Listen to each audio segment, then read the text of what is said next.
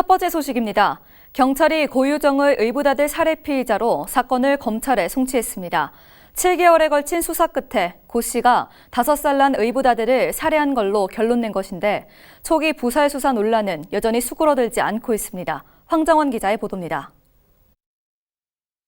지난 3월 청주에서 발생한 고유정 의붓아들 사망 사건에 대한 경찰 최종 수사 결과가 나왔습니다. 청주 상당경찰서는 비공개 브리핑을 열고 5살 의붓아들이 잠을 자는 사이 몸을 눌러 숨지게 한 혐의로 고 씨를 살인 등의 혐의로 검찰에 송치했다고 밝혔습니다. 경찰의 이 같은 판단은 지난 7월 현 남편 A씨 머리카락에서 수면 유도제 성분이 나온 게 결정적 이유가 됐습니다. 고 씨가 강제로 A씨에게 수면 유도제를 먹인 증거는 찾지 못했지만 이를 의붓아들을 살해했을 정황 증거로 본 겁니다.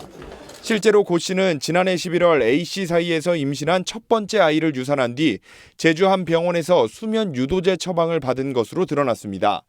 또한 경찰은 의붓아들이 숨진 날 새벽 고 씨가 깨어 있었던 정황도 확보했다고 밝혔습니다.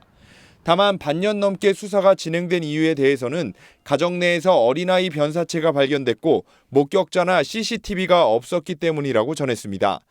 하지만 경찰이 사건 초기 고유정보다는 현 남편 A씨의 과실추사에 수사가 집중되면서 초기 수사 부실 논란은 여전합니다. 경찰은 사건 초기 단순 변사로 결론짓지 않았다고 밝혔지만 결과적으로 고 씨가 유력한 용의선상에서 빠진 것으로 느꼈고 이를 토대로 2차 사건, 즉 대담한 전 남편 살해까지 이어졌다는 겁니다. 실제로 5월 초 정밀 부검 결과가 나오기 전까지 고 씨에 대한 조사는 한 차례도 이뤄지지 않았습니다.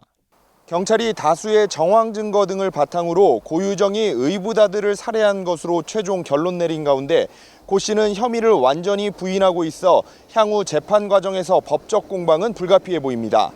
HCN 뉴스 황정환입니다.